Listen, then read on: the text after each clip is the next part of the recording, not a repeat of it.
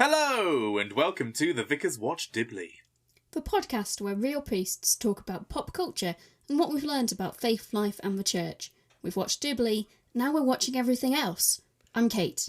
I'm Ross. And I'm Ruthie, and today we are talking about the BBC comedy series Ghosts. We've watched quite a lot of this, so we have a bit of background knowledge, but we talk about one particular episode, and we talk about grief as part of it, and how different characters deal with grief, and how we have dealt with ghosts in real life.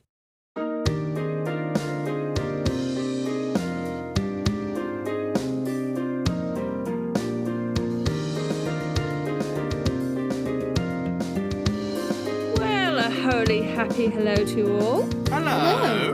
We're in our vicarages, you're listening in. We're ready and raring to talk about ghosts, as in the BBC series, comedy series. But first, let's have some notices. Thanks for holding down the fort last week, guys. Appreciate that. No problem. How are you doing? I'm doing better. So I had a bit of a mental health last week. I was still not feeling great.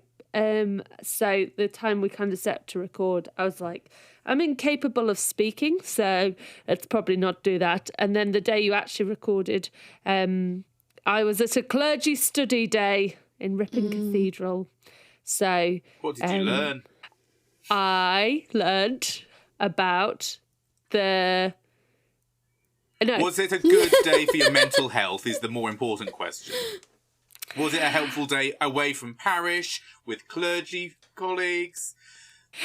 So I learnt about the world, and we had a lady come who spoke, who was German, but isn't an expert on British society. So offers this kind of outside perspective on Brits. And so we talked about that. She gave a lecture on that, and then the other chap gave a lecture on mental health. So in some ways, it wasn't the best. Sure. In other ways, it was okay. But it was... I was sat next to two folks we trained with, Derek and Graham Holdsworth. Amazing. So that made the day so much better. Yeah. But also, let's not let you take full responsibility for why our recording times kept getting rearranged for the previous episode. I also had to bow out of one of the planned recording sessions because my fatigue was really bad that day. And I have a new device which I wear which warns me if I'm likely to have a really, really bad fatigue day and other things. So I'll also take some responsibility for that, for being wobbly. But I'm blameless. Yeah, Ross, you are blameless and immaculate. But I do want to share, so I do want to say briefly, we hadn't planned this notice, but so the thing that I got is called Visible, and it's a sort of similar technology that you might have for a Fitbit in that it takes your heart rate. But instead of using it to tell you that you need to work out more and you use more energy, this instead monitors my energy usage and tells me if it thinks that I'm overworking myself and if I need to pace myself better. And also now I've been using it long enough that it gives me statistics for what activities are more costly to me and what others. And you'll be glad to know that podcast is firmly in middle ground. It's just only moderate cost for me. So there we go. Excellent. Well, shall we talk about what we've been watching this week? We had a bit of a confusion because we've got two very similar episodes coming out soon, and we got it the wrong way round, but that doesn't matter because today we are talking about BBC Ghosts. And Ross, tell us a bit about Ghosts, as in the BBC TV series. Absolutely. Ghost is one of my favourite British sitcoms of recent times. It's made by the same cast of people who were part of the original Horrible Histories sketch show on CBBC. They also worked on a show called Yonderland and a film about William Shakespeare called Bill. And they work so well together. I think they call themselves the Six Idiots. And in this sitcom, they and a couple of other British comedians play a number of ghosts who haunt a house. Mike and Alison are a young millennial couple who inherit Button House, out in the middle of nowhere, and they decide that they're going to do it up and run it as a hotel. And then Alison has an accident where she bangs her head, and as a result, she is able to see the ghosts and interact with them, whilst her husband, Mike, cannot. First of all, their relationship is there's quite a bit of animosity. The ghosts want Mike and Alison out. They want their quiet house. They don't want it to become a hotel, so they try and haunt them out. But with hilarious consequences. But then they build a really good relationship over the... I think it's... Is it 4 or 5 series? I can't remember off the top of my head. But I think it's on 5 now, yeah. 5 series. Well, so it did finish last Christmas with the final Christmas special. I'll take you through the ghosts that there are, and you can correct me if I've got the wrong era. I think they're the right era. We are starting with Julian, who is a Tory MP from the 90s who suffers from a heart attack whilst having an affair at a Tory party conference. And he doesn't wear trousers. And he doesn't wear trousers because he dies mid-coitus. Mid-act. There is Kitty. Good work. Kitty is a young Georgian woman. Her death is a mystery until one of the final episodes. But she's very sweet, naive, a bit of a sort of innocent to the world. Yeah. There is Thomas Thorne, who is a Regency poet, the Lord Byron of his day. He would like to have you think. He was shot in a duel in the grounds of Button House, and you can see where he was shot in his waistcoat. His blood-stained. Also, he's Scottish, apparently. Apparently he's Scottish in the same way that... In the same way that every middle-class person come Burns night is Scottish. Yeah. There is the Captain, who is a World War I officer. Or captain, I guess. And again, his death is somewhat mysterious, but he's very military. He likes order and regimented, and he tries to control the others quite a bit. Does he not have another name, or is he just captain? We never learned his name. As a captain. Interesting. And he's also so he died while the house was being used as a training base. Oh, he attended Button House as a training base. Yeah. I'm not going to say too much about his death because it is a nice mystery across the thing as well. But there's also I think there's an LGBT sort of storyline for him. Yeah, there is definitely gay subtext to a lot of his relationships. There is Lady Button, your classic Victorian grey lady, and who likes watching Loose Women.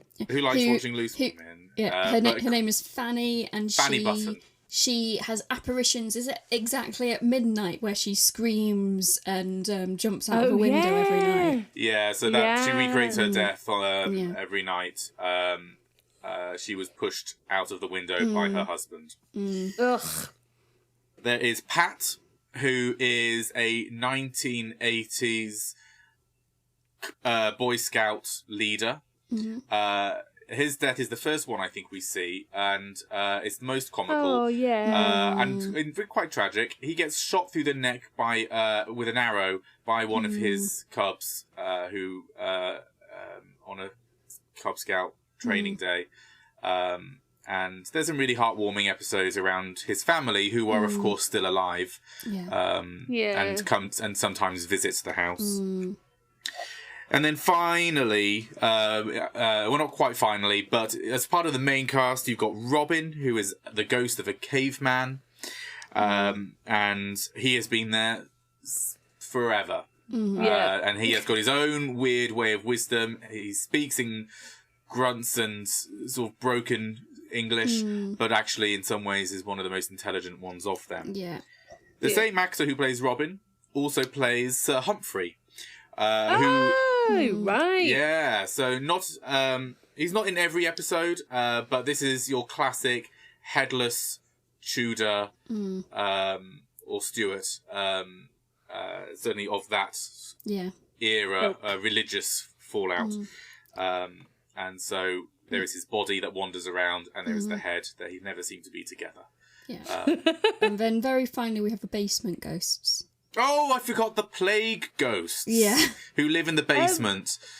So the plague ghosts, a village who died of plague, where one of their number came back with some lovely furs from London that were bearing plague. And when they discover who brought the plague, there's a bit of fallout among them. But they're very happy to themselves, having very little to do with the upstairs house. Right, okay. Yeah. And then finally, absolutely finally, is Mary, who is... what period of history is she, of course? She's... she'd also be around the 1500s, 1600s. So it would be Stuart, because that's when it was under King James that the witch hunts were... It was pre-Puritan, but because of the other ghost who joins them for a bit, whose name I can't remember. Yeah. But yeah, so she's burned as a witch, so she's got some PTSD from that, and when anybody walks through her, they can smell burnt toast. Oh, Mary. Oh, great. Yeah.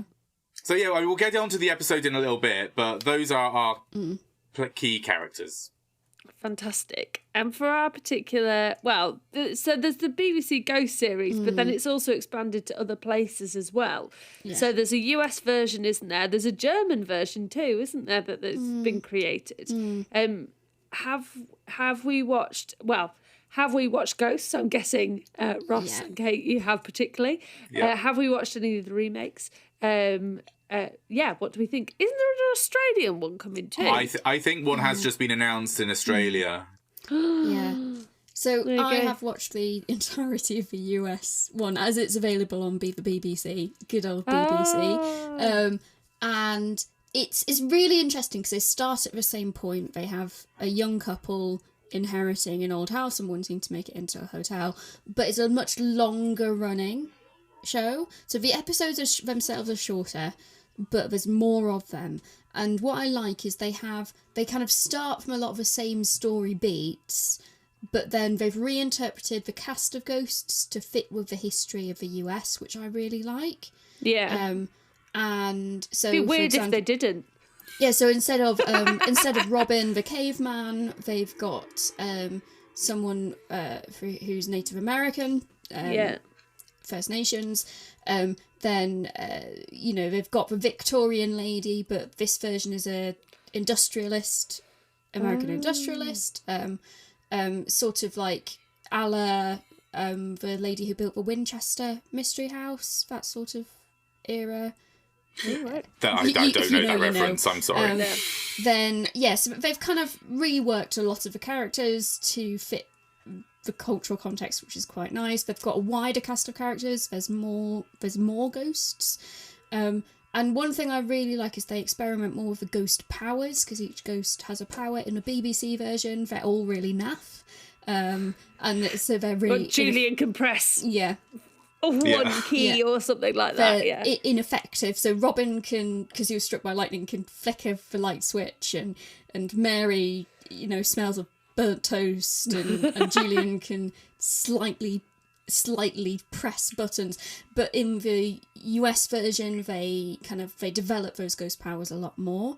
And one thing I really, really like is they kind of experiment with different types of ghosts as well. So one of my favourites is they've got a car ghost, who is someone who died in their car, and then the person who bought the car afterwards and is a delivery driver. No way. They get a delivery at the house, and then there's this additional ghost for a short period of time. Yeah. Who travels around in the car. That's really fun. So yeah. Cool. Yeah, it is a really great tool, the kind of format of the show for teaching history, whilst also providing the comedy, because you have all these characters from different eras that you can, talk a little bit about that and adapt it to context. So like the German one doesn't have a World War II or World War I soldier because... Yeah. bit of an awkward bit of history there. I think what I like as well about, well, certainly the UK version, and from what I've seen of the US version, although I think it does do a little bit more with the supernatural side of things, if you like, certainly the UK version doesn't stray too much into saying why they're around or trying to explain away, they've got some unfinished business that they need to attend to. Actually, for whatever reason, they're just there. And the rules don't really make sense. They can walk through things, but they can also sit down on a chair. And, and it's just, okay, it doesn't make sense. And they're quite happy with that not making sense. Yeah.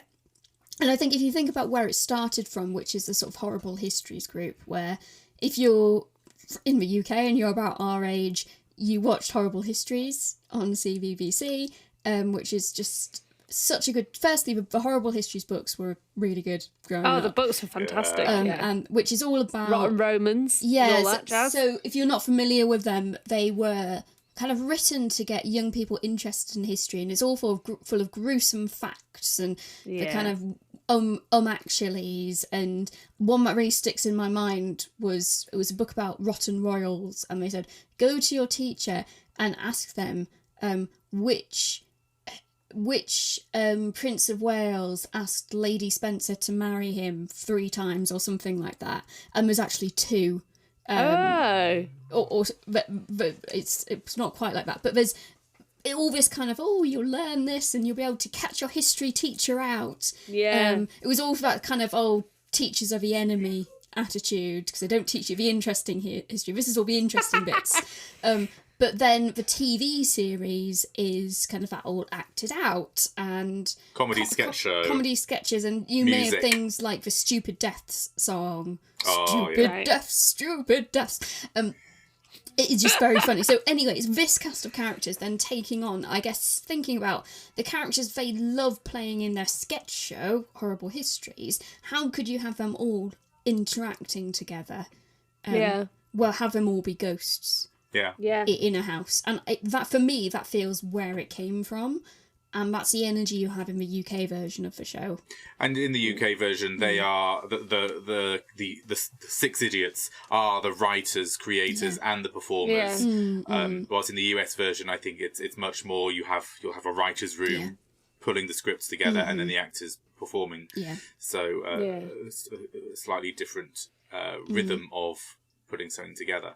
Which is why perhaps you get a little bit more emotional depth in the UK version, because the people acting out the characters are the ones who are writing them, so they know their characters inside and out. Whereas perhaps in the US version, you get more exploration of the characters, but in a slightly different way, maybe. Yeah. Well, I haven't watched the US version at all, or any of the others. I have watched maybe the first 2 series of Ghosts. I've not watched all of them. I've definitely watched a bit. And after we did our recording, then I did a bit more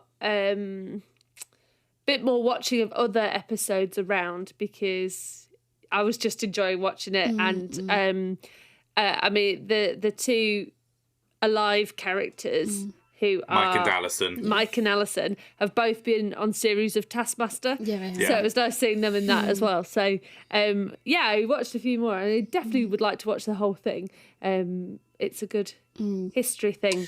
So you won't know the answer to the question, Ruthie. Is there a vicar in it? I did not know the answer to the question. Is there a vicar in it? Is there a vicar in it? Kate? In one of the episodes, there is a vicar in it. In one of the Christmas specials, I'm afraid I don't know which one off the top of my head, they Mike and Alison have a wedding booked for the house, and I think it's initially just the reception and the party that's booked at the house. But on the day of the wedding, there's a big snowstorm, and the vicar can't get to the church, and they can't get to the church, and the vicar ends up managing to get to the house and taking the wedding at the house. And also it's revealed sort of right towards the end of the episode that it's 2 ladies getting married as well, which I loved it. But there was also part of me saying, well, actually, unfortunately, this isn't very legal on multiple standpoints for a church. The legality of the wedding what if he was a Methodist? Down. Can Methodists do them outside of their church buildings? So don't know. same sex, yes, but I think you're still limited to your church. That's where the buildings. license. Yeah, the building is licensed, not the minister. Yeah, Yeah, there we go. there we go. So I'll have to So catch there up was a with that one. vicar in it, and I quite liked it. And isn't the vicar was Vic played by what's his face, Hugh Bonneville? No. Similar person. That's in Vicar whatnot, but- Dibley. There's a vicar by Hugh Bonneville. Oh yeah. And in Rev. And And in Rev. is Hugh Vicar? Who is Hugh Vicar? Is Hugh Bonneville secretly wanting to be a vicar? Maybe. Who knows? Maybe. I think he has a very vicar face, doesn't he? He looks like a does. classic vicar. Yeah. Cool. So we've had the cast of characters. We've talked a bit about the series. We're gonna focus in on one particular episode that we watched, even though you guys have a lot more background knowledge that you can bring to the conversation.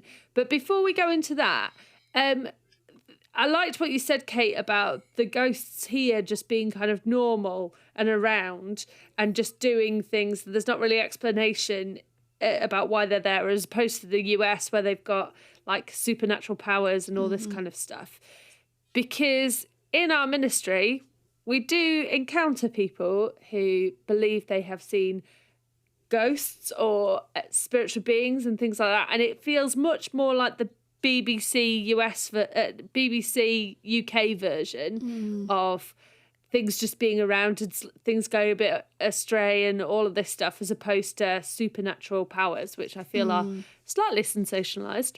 And I think we've all had experience of being involved in some kind of ghost spiritual stuff. Kate, why don't you kick us off with one thing that you've been... So, I mean, I've got a couple of things. I'll very briefly mention that I have been invited to do a few house blessings where people have felt like their houses were haunted. And you go around and you do a house blessing and you share communion and you're basically praying peace in the place. What I want to talk about, those are two things which I think are the times in my life where I feel like I personally have come closest to hauntings. So the first was when I was a teenager. I lived in the Cathedral Close at Carlisle, and there was this story going about that the cathedral itself was haunted. And the vergers would say, late at night when they were there, there was a ghost, and you say, oh, okay, and I lived right next door. But also, those of us who lived in the houses around the cathedral, because they're really old houses, sort of originally Civil War period, and then gradually built up. You could feel the history in some of these houses, and quite a few of the residents in the different houses had stories about their houses being benignly haunted, if that makes sense. Just a sense of there being a presence there, or kind of bumps and knocks, and so there's kind of that side of things where sometimes just when some place is really, really old, the history bleeds through. But then my personal experience of the one time where I really, really feel like I've come into contact with some sort of spiritual entity was when we went on a mission studies block trip when we were training at Grammar Hall to Europe, to the northwest of Europe, to a few of the different countries there, looking at different churches and mission projects out there. And our entire group, on the day we went to Amsterdam, we went there was a Christian community that owned a house in the red light district, and we were visiting that project. But when we were walking through the red light district in the middle of the day, we sort of came out the other end. We were walking back to a train station to get our train to go back to Belgium, and we were saying, there was something there. Just that there was some weird, bad spiritual juju happening where it just felt oppressive and wrong, and felt like a battle to be there, if that makes sense. Yeah. Yeah. What about you, Ross? I've done the thing where I've gone and blessed a house because people think that maybe there's something going on there, and then it turns out that it was rats in the end. So I didn't actually exorcise any ghosts. Instead, I blessed some rats, I guess. You blessed a house, so. Sorry? You blessed I blessed a house. I did. But I do have a spooky encounter from when I was living in London. I was working for a church, and the accommodation for me and this other pastoral assistant was the old caretaker's flat of the school. And the school and the church are both in the old sort of orchards grounds of Westminster Abbey. Oh, wow. Anyway, the toilet in the caretaker's flat was right next door to my flatmate's room. So one night, in the middle of the night, I woke up really needing the toilet, and I didn't. Fun it was story. It was yeah. Here we go. And it was. I knew it was going to be a loud one, and I didn't want to disturb my colleague because I am a kind, benevolent person. Okay. So I went into the school, and I used one of the toilets in the school. Okay. Now the school toilet that I was aiming for was a staff toilet, and it was on along. There was an L-shaped corridor, and they were off. You know, I would go through one door, and then the toilets were right there on the right, but the corridor went along and then down to the left, and there was another door at the end there, like a push-pull door. So when I went into the corridor, pushed open this door, there was a noise at the other end of the corridor, and like a thud, and I was like. And in my head, I rationalised it as it was probably just the wind and the draft of having opened one door that's going to knock onto the other door. Yeah. But went into the toilet, did my business, all the while feeling just a little bit, you know. You could say I was scared. We won't. Anyway, in conversations with previous pastoral assistants and with some of the teachers as well, that corridor is reckoned to be haunted, but never when the kids are in school. Teachers have had weird feelings and encounters on that corridor. One of my friends once saw a figure in the playground after everyone had gone home. So yeah, that's my encounter. Related, but I just need to build on this and show you my little story. When we were again in the Cathedral Close at Carlisle, in the middle of the night, in our house, the toilets and bathrooms were all down this small long corridor that had used to be like a servants' corridor back in the day. And one night, it just freaked me out always because I'd been told, oh, people had died of scarlet fever in your house and stuff like that. And one night, went out to go to the toilet, and I looked down the corridor, and there was just this figure in white appeared, and I screamed, and it was just my mum who'd come out of one of the other rooms. Oh dear. Like you guys, I've done house blessings and stuff, and people who have been convinced that they've seen a ghost of their cat. People who the kids have seen figures and wanted the house blessing and things like that. But I think with all of us in these things, when we're talking about ghosts in inverted commas, we're not talking about things in big white sheets that look like they should be on Scooby-Doo and not kind of the figures that are in Ghosts, the TV series, who are, you know, you sit and have a chat with them. It feels much more like a presence, like just something there. So if people ask me, do I believe in ghosts? I'm a bit like, I don't know. The way you might think of a ghost, I don't think I believe in that. Yeah. But I definitely think there is a spiritual realm, and there's stuff going on there, and there's good stuff and there's bad stuff. And the bad stuff, you don't want to mess with that. So avoid it. Yeah, and I tend to say, you know, I can't rule it out. But in my experience, it's more a sense of history bleeding over. So that when a lot of stuff has happened in a place, good or bad, that leaves impressions and it sort of bleeds over. And so when something really traumatic has happened in a place, it leaves residue of that. Yeah. I always come back to Shakespeare and something that Hamlet says in Hamlet. There are more things in heaven and earth that can be dreamt of in your philosophy, Horatio. And And, Look at you quoting Shakespeare. Drama student over here. Hi.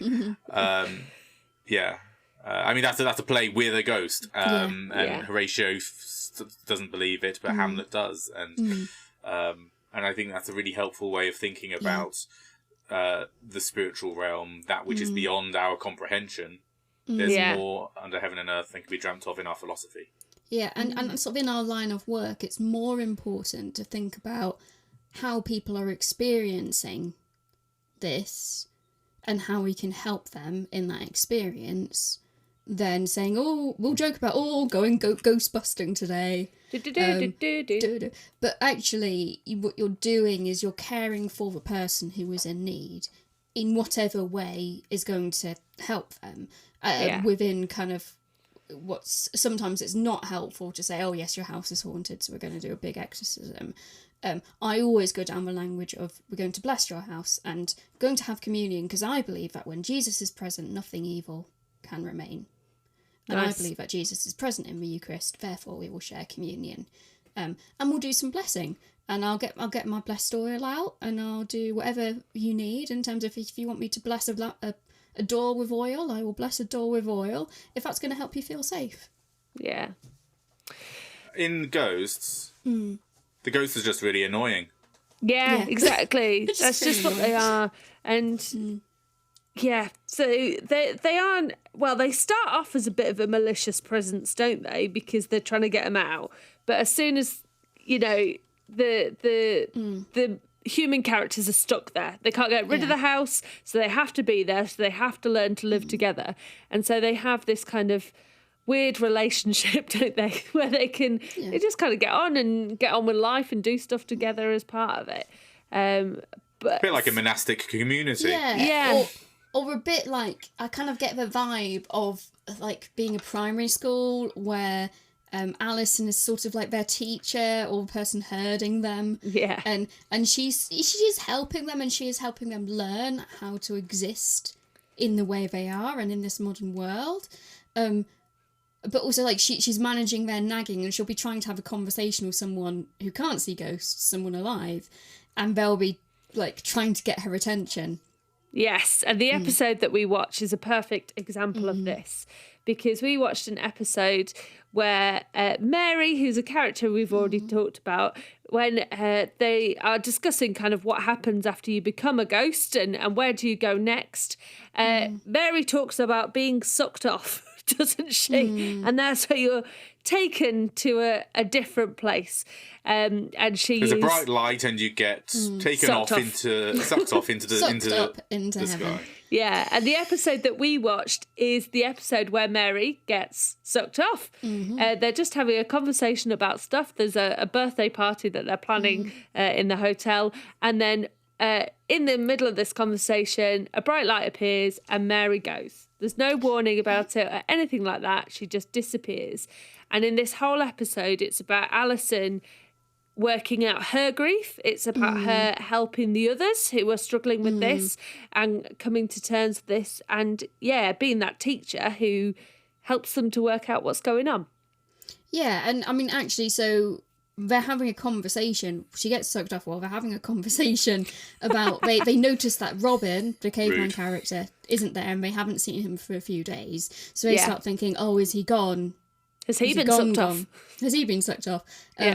And then Mary suddenly gets taken away.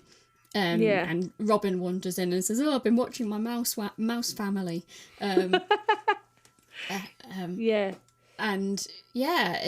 then you see the other ghosts breaking this news to Alison, who's still got a bed head and sort of sits at the kitchen table. And meanwhile, Mike kind of comes in joyfully because he's planning a party.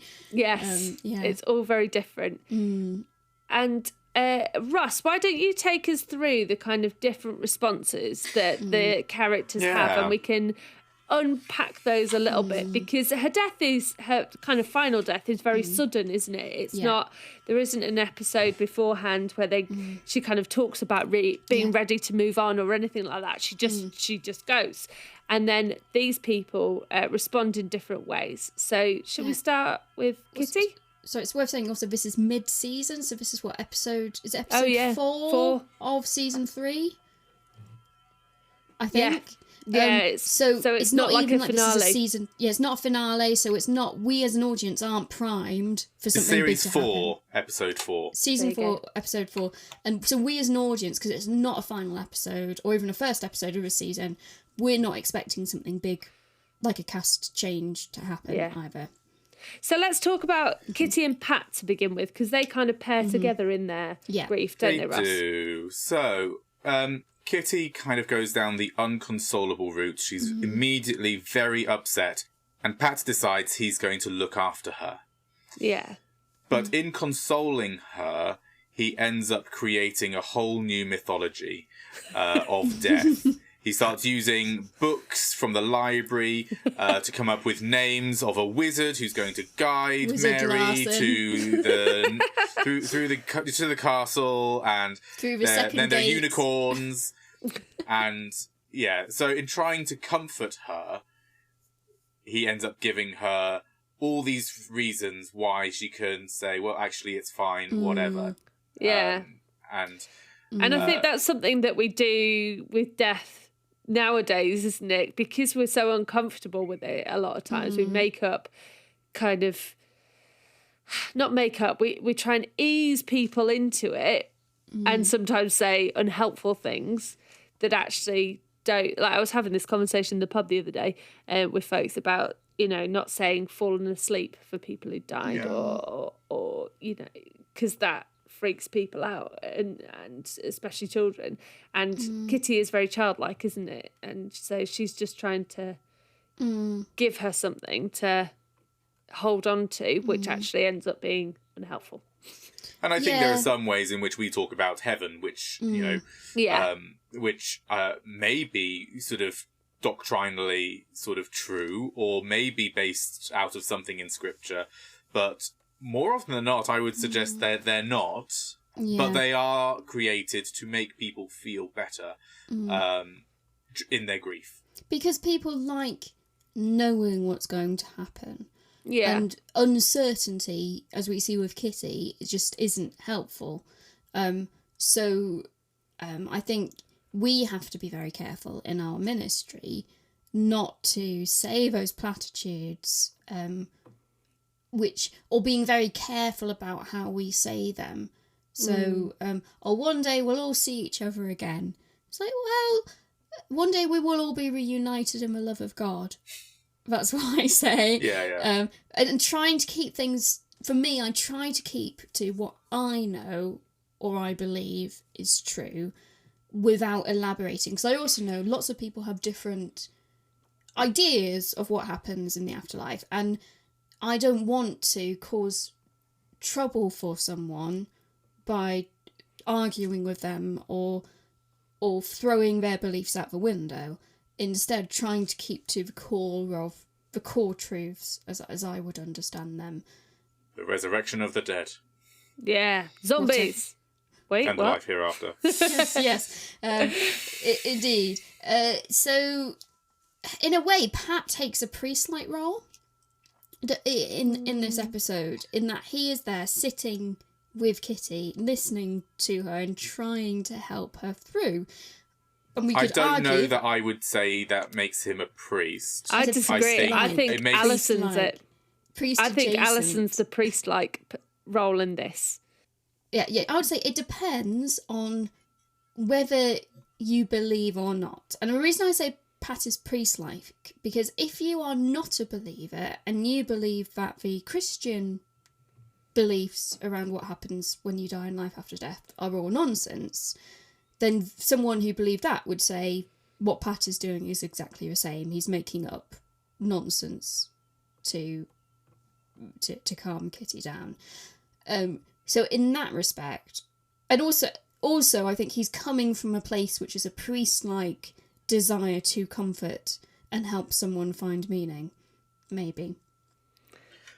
I would suggest that Pat is more like one of the friends in the book of Job, who turns up, Good. sits with Job in his grief, but then comes up with a whole load of theological fluff, which isn't helpful for Job. And Job is in a position, not quite as innocent as dear Kitty, to rebuff and challenge what the friends are saying. But I think Pat does the good, compassionate thing of sitting with his friend. Yeah. But then doesn't help. Yeah. In the long term. The way he's handling his own grief is to care for someone else. So we don't actually see him deal with his grief very much. Well, I think we do. I think that's the way that he's trying to deal with his grief. And I think that's why he's not a great priest-like role. Actually, a priest is, as a priest, brought in to meet and hold other people's grief. There needs to be that distance where we are able to be a lightning rod for other people's emotions, and where we are able to be apart from it because we don't have the same grief that we're processing. That's not always true, though. No, and in a church, if there is a death within your congregation, absolutely. This is why I think Alison is it, but we'll move on to Alison at the very end. We'll skip over Humphrey because Humphrey's the head who's not really present and doesn't kind of know about it, and we finally see how he finds out. But Kate, do you want to tell us about Thomas and how does Thomas deal with her death? Yeah, so Thomas is the romantic poet character, romantic in many senses of word in terms of genre and era of poetry, but also he is a romantic. He and particularly he likes to say that he loves Alison, although this is an expression of his character which is very self-focused. He tends to attach himself to people who will not return his romantic sentiment, so that he can delight in the suffering, as it were. He likes wallowing in his suffering, and this is what he does as he processes Mary's death as well. He takes himself away and sits in the bathtub being sad. And then Alison says, well, why don't you, because you're good with words, why don't you write the eulogy? And he starts writing a eulogy, and the eulogy he writes is all, again, very much about him and how he reacted to to Mary disappearing and the grief that he is processing. So for him, he wallows in his own misery, as it were. I wanted to hear more of his eulogy because for me it sounded like, because he talks about how when he first died, how it came, and I thought watching it for the first time that he was going to go and talk about how Mary comforted him.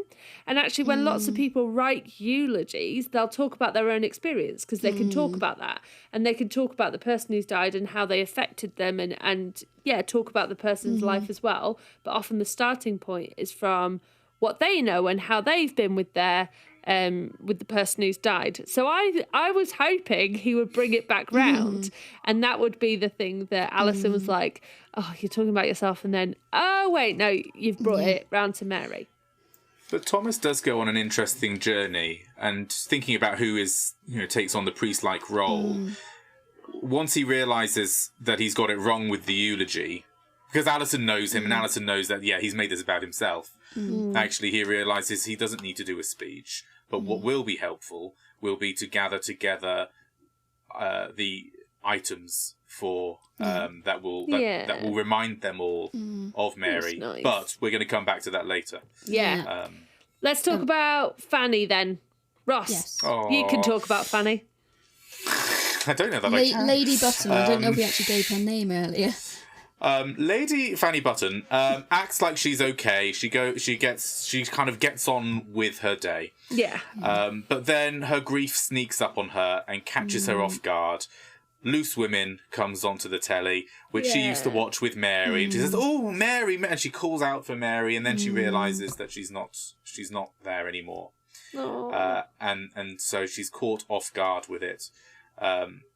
In the moments when they're talking about how to express grief together, she then leans back into the Victorian traditions of mourning, telling Alison that she should be wearing all black, and there should be flowers in every room, and it's a particular type of flower, and I can't remember which one it was. But chrysanthemums? I can't say them. Very possibly. I think because that's often a funeral a flower, spray isn't of it? violets, I think it was. Oh, is it? That's it. A spray of violets in every room. Yeah.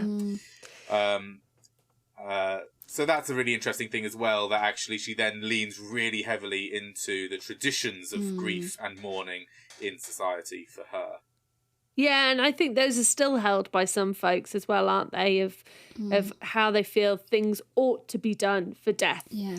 And as we've said many times on this podcast, I don't think we deal with death very well, but there are certain things that we hold to that we think, oh, we must have that because that's the done thing. So we must wear black.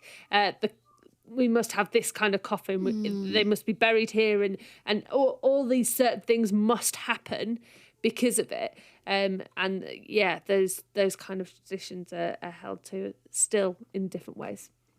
Yeah, and I think also the way that Fanny grieves is something I think we see a lot of, particularly in people when funeral has happened and then sort of it's now a few weeks later. And when you do that funeral follow-up visit, they'll say, you know, with a funeral I've come to terms that they're gone, but now it's the kind of suddenly being reminded, you know, walk into a room and they're not in their chair. Or I'll call out for them because they've seen something, I saw something I knew they would like, and they didn't answer. And it's those moments which are the long-lasting grief. Yeah. Because those are the moments that keep coming back, and you keep coming to when, you know, your first Christmas after, or the first birthday after the funeral, where suddenly the place at the table is empty, or the thing that they always did, you know, well, Grandad always told this particular joke at Christmas dinner, and now he's not there to do it. And so what we will do is we'll encourage families to, how can you continue this tradition? You know, how can you honour that presence and keep Grandad with you in a healthy way? Yeah. We've talked about Fanny kind of doing the post-funeral stuff where the kind of memories beforehand, whereas I think the captain acts in a way that's kind of pre-funeral grief for a lot of people. Kate, why don't you expand on captain? So the captain wants to be busy. He wants to organise things, even if it's helping Mike organise the party that's been booked for the house, and that's kind of Mike's little side story. That's what the living are getting up to, throwing a birthday party while the ghosts and Alison are dealing with grief, and he very much falls into that pattern of pre-funeral getting everything sorted. So you'll see sometimes the way that people deal with a loss is they need to get everything finalised. You know, when you get someone call you the day after or the afternoon after Dad's passed away, and we need to book in the funeral, and we want to book the headstone, and we want to do X, Y, and Z, and you say, well, okay, yeah, that's okay. Let's just do everything in our time. Don't force yourself to get everything done too quickly. You know, we can set a time to meet and get things organised. But people will throw themselves into that. I think I saw I don't know whether it was on a TV show or something. It was about someone doing an end-of-life visit. I think someone medical doing an end-of-life visit. And the widow was kind of busy in the house, kind of changing the bed sheets and cleaning. And you had this aside between the kind of experienced person and the new person. And the new person thinking, oh, she doesn't care.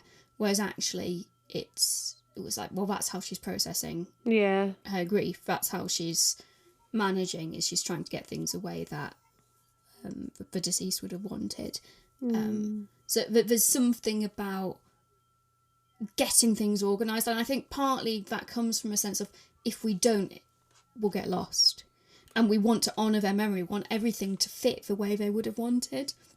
And I think Captain's grief response is really it shows some of his military training and just kind of, right, well, there needs to be a plan, we need to carry on and all this kind of stuff. but I think it's wonderfully comical that the way he wants to deal with it is by helping organise the party with Mike, who A, can't see him, and B, he's a ghost and therefore can't do any of the stuff that needs doing for organising, but is desperate to have jobs. In contrast, let's talk about Julian. Yeah, Ross, tell us about Julian. Well, Julian takes that other sort of stage of grief in the 5 stages of grief.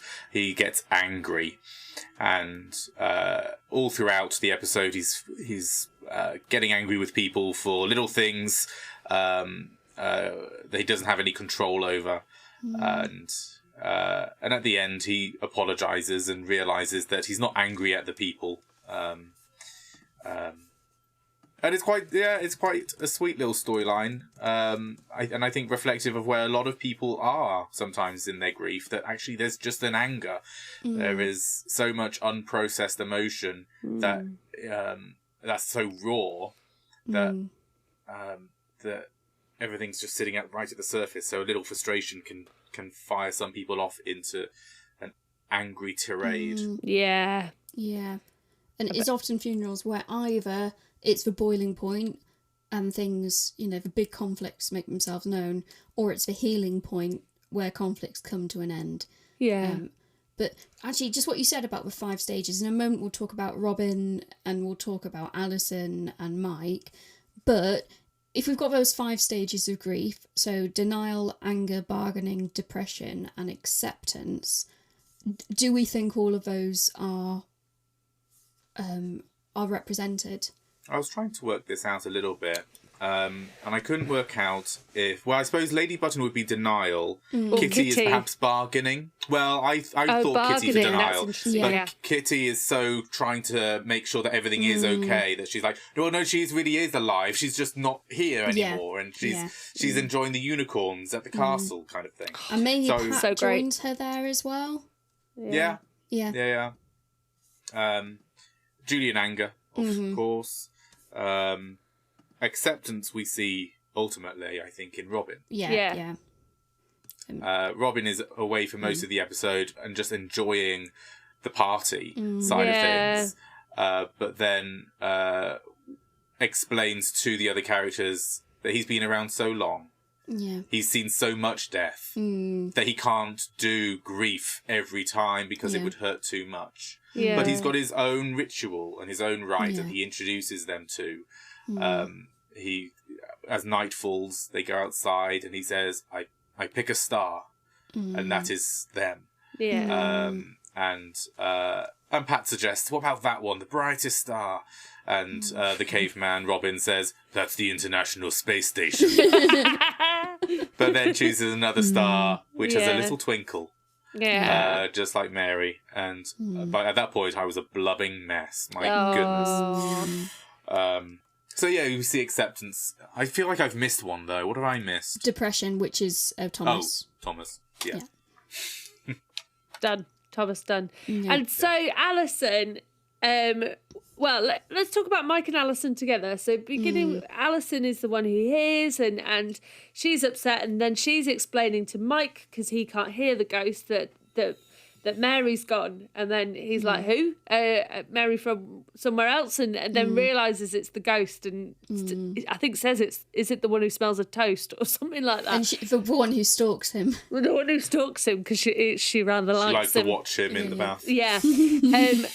And Mike has this really interesting role of supporting Alison. It's kind of grief that doesn't directly affect him in many ways, because he hasn't seen Mary. He's heard about her from Alison and all this stuff. And so Mike takes on the supportive role, but the rest of life is happening at the same time. And so he's trying to do this party that he thinks is for an 86-year-old, and actually it's an 8 and 6-year-old, and so vastly has to change his party plans as part of it. So he's trying to do life and getting stressed at that, and Alison's trying to support him while he's trying to support Alison, and it just shows the mess of life. And that's, when someone dies, life doesn't stop, it carries on, and Robin delights in that and dances, whereas Mike has got this thing to do, and Alison's desperately trying to help him whilst also trying to deal with her own grief. I think what I like most about this story for Mike and Alison is that Mike does not think that he will do a good children's birthday party. He's not good with kids and all that kind of thing. So he's well out of his comfort zone. Yeah. But he knows that his wife needs space. He sees that she needs to do her thing with the ghosts, to grieve, to remember. Yeah. And rises to the occasion. And the occasion is the children's birthday party. And he crushes it. He's amazing. Eventually. Yeah. He gets there. He just feeds the kids lots of sugar. Yeah. And I'm like, yes. And plays Gangnam also, Style. no.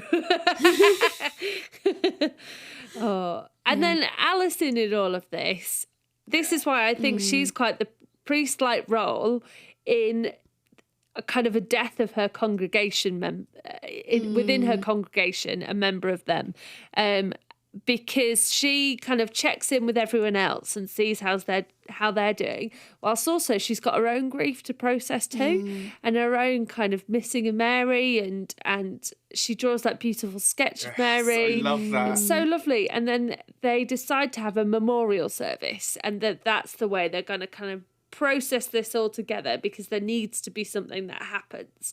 And so they gather all the things, and like she makes the basket that's 6 potatoes high, because that's the way Mary said to make it. And they gather all these different things to do, and they decide to bury the basket, not set fire to it, because it feels like that would be a bit insensitive as to how Mary died.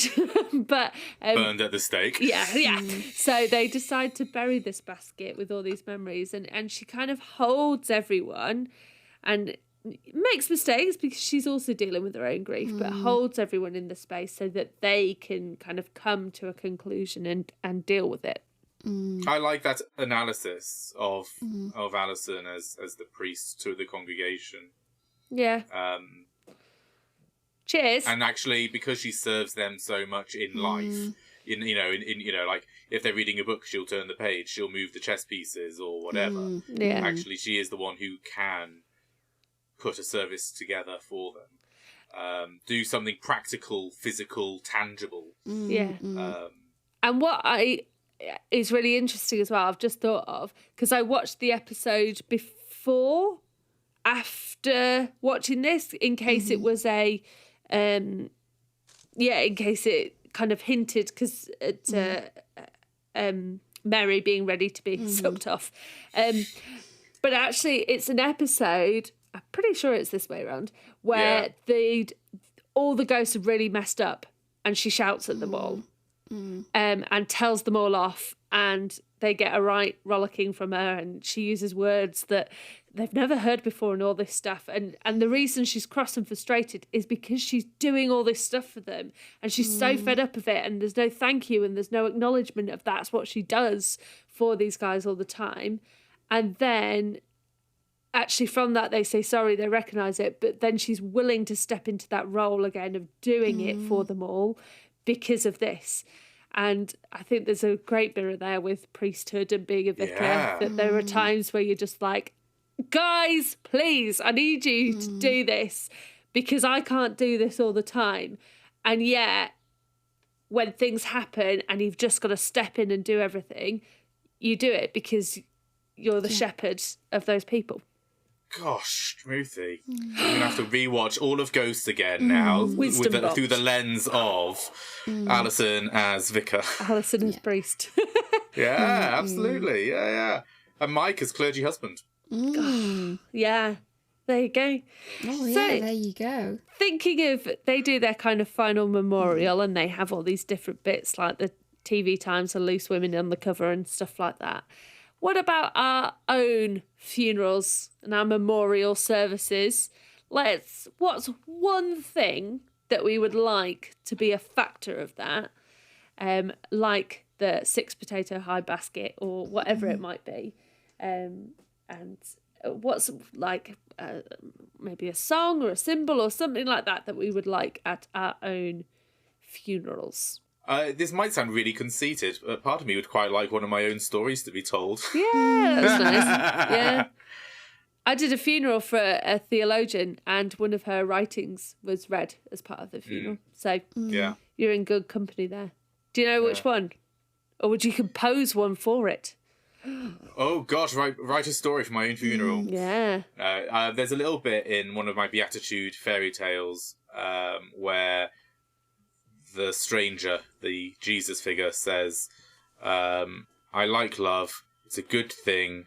It's a good thing to live for, even to die for." Oh, nice. Yeah.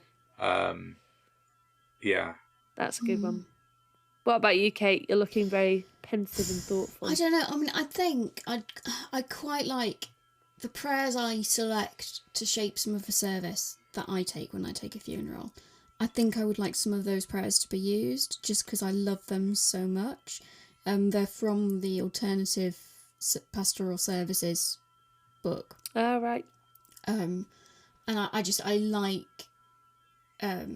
sort of there's one which talks about how we must weep over their bones until they are within us, and then we will put our hand into the hand of life, and there'll be flowers on the earth again, or something like that. Oh. Which I really like. I use at the end of a funeral. I'd really love the song "The Rising" by Bruce Springsteen to be played as part of my funeral. Because it was written after the Two Towers tragedy, and it's all about kind of death and being united in heaven, and has lots of Marian imagery as part of it. So love Bruce. Yeah, Nice. I'd like the hymn "It Is Well With My Soul." Yeah. When peace like a river attendeth my way, and sorrows like sea billows, whatever my lot vows, ask me to say it as well with my soul. I'd like that, but I think it would need to be sung by a choir to really get it across. Yeah. So obviously we plan a lot of funerals, so we think a lot about our funerals. We know the good things and the bad things. Things are like, do not sing all things bright and beautiful at my funeral. I will come back and haunt you. Or if you do, sing it to tune B. Like, if I wanted to play a prank on everyone, I would enforce all the things I do in my free time where I'll sing hymns to different tunes. And I'll enforce a wrong tunes a funeral where everything's sung to a wrong tune. That would be quite fun. But again, it's not... A lot of the time, funerals are for the people who remain, as much as they are abiding to the wishes of a person who's passed away and being true to that person. Ultimately, the funeral is for those who are still with us. As I just threatened to haunt you, as a last question before we bring things together, you said there was a vicar in Ghosts, going back to Ghosts, but I'm assuming that was a very much alive vicar. That was a living vicar. That was a living vicar. If there was a vicar, a priest character in Ghost, what would their backstory be? Where would they be from? Which historical era? So you mentioned there'd have to be Reformation. I think they'd have to be a Reformation. Yeah. Yeah. Well, are they Roman Catholic or Anglican then? Yeah. Or what if there was both? Oh, Wow. they have that in US Ghosts where they have two sides of the war for independence, where you have a British officer and an American officer. Yeah. So, I mean, I think maybe having someone who was in a priest hole, I feel like Button House would have had a priest hole. Yeah. So That's a good one. I feel like that sort of fits. Yeah. So what? So there is a priest who gets trapped inside a priest hole and dies there. Yeah. Yeah, and maybe was so well hidden that it's not until they're doing renovations that they discover the priest hole and this ghost who's been stuck there for centuries. Oh, and then is now comes suddenly out. And then comes out. Oh, cool. Even though they can go through so walls. they didn't realise that they were dead, or they didn't even realise they were a ghost all that time in a part of a larger house. Or they did, but they've just been listening in and they're ready. They said, right, I have to tell you all of my advice about everything that's been happening up until this point. Yeah. Would you want their death to be an amusing one? Quite a serious one? Would it... you know, do you want it as a self-righteous death, or would it be better if actually it was a, you know, a horrible accident or something like that? As a character? I think self-righteous leaning into comedy would be good. I think there's something... I think in media we like to see pompous vicars knocked off their pedestals. Yeah. And I think there may be a humility and humiliation storyline potentially for... Yeah. And all of a sudden you've got this ghost who thinks that he knew everything about theology and all of a sudden is a ghost and doesn't know the rules and doesn't know why he hasn't gone to heaven. Is this purgatory? Is this limbo? Why are these guys here or not? Great. Make it make sense, and it doesn't make sense. So maybe the reason they never left the priest hole was because they thought that this is like what purgatory is, being in the dark and just hearing all these voices. Oh, nice. I love that. Yes. So they didn't move because it just didn't occur to them. Nice. So it's got to be a Catholic priest then, yeah. One of the things I'm thinking about is I think Humphrey's character, I think we see in one of the later seasons, last season, he killed during... was his wife French and Catholic, and he died so that she could escape. Oh, Sort of. Sort I mean, of. It's a yeah. I mean, watch the episode I'm because just it's trying not to think quite. about timelines. Like, would this character, this priest character, have interacted Very possibly with Humphrey? I wouldn't overthink the law, Kate. No. isn't that your job, you two? You talked about a self-righteous death, but I quite like the idea of, from a comedy perspective, a priest who hid in the priest hole and kind of was Starvation. forgotten and just never left. Maybe had a heart Yeah. attack while they were in a priest hole or something, and then just was forgotten, but then stayed in that place thinking that it was purgatory, and then is revealed, and then you get to see the storyline of them coming to grips with, okay, what happened? This doesn't fit with my theology. Yeah. I'm not in purgatory. I'm not, I'm not in heaven. I'm not. Or maybe they think it is heaven because they're discovering the sort of modern life and they sort of, it's like, oh, daylight. This is God's blessing. Well, You could go with a similar sort of thing, but like really go into like 1950s charismatic renewal. And again, it does nothing makes sense, but and actually, I'm going to cast the demon out of you. Oh, wait a minute, am I the demon now? Yeah. And the episode they're introduced would have to be called the Holy Ghost or something like that. Yeah. Oh, yeah. It just has to So be. BBC, if you do decide to renew Ghosts again, you've got 3 extra writers here, and I'm sure... Well, I would say I'm sure one of us would happily play the role, but I think it's probably going to have to be Ross because it's probably going to be a male priest, isn't it? Let's be honest. It's not going to be a priest from the 90s. Honest. So... Sorry, Geraldine Granger was the first Church of England. Yeah. That's canon. Who is female 90s. on TV. We enjoyed doing that. And we're going to try doing this a little bit more, pitching. We did this in our last episode. We enjoyed it. We might start doing it I a little loved bit more. being called the non-creative type. You write a lot. Thinking I wouldn't listen to the episode. Outrageous. It's just that we know how major nerds we are. Like, we write fan fiction. We live in other worlds. You're much more grounded in reality, Ruthie. I'm not sure I am, but thanks. So we've enjoyed talking about ghosts and ghosts and ghosts and memorial services and funerals and all these different aspects of grief. So we hope you've enjoyed listening along, and maybe you'd like to tell us something that you would like in a memorial service or a funeral. What would be an important aspect for you? We hope you've enjoyed this episode of the Vicars Watch Dibley.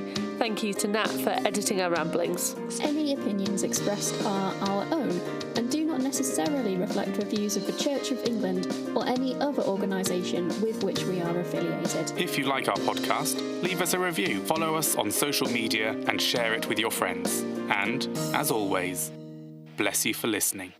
Why don't ghosts like getting caught in the rain? As they get soggy. I don't know. It dampens their spirits. Oh, nice. Nice. Nice. Very nice.